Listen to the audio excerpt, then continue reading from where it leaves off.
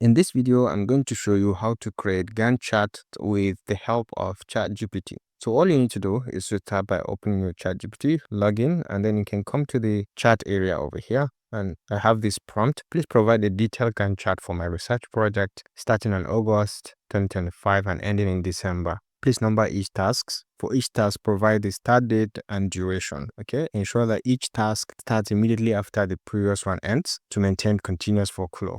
Please do not specify specific end dates for each task, but rather provide the duration in days. And then give me an image of the chart in PNG format, okay, at the end. So I can hit on enter and let's give it some seconds to see what it's going to generate. So it's going to generate the coding, and then from where it is going to generate the Gantt chart. So now it's very easy to plan your project, the execution, the process, the Gantt chart, but just by mere entering some basic information about it. So you can see it has written the Gantt chart, the code, and it has given us the Gantt chart at the end of it. So we can just click to have our file downloaded, and you can see it over here. Just this click, be able to visualize it and see now you have a complete Gantt chart for your project. If you found this helpful, please leave a like.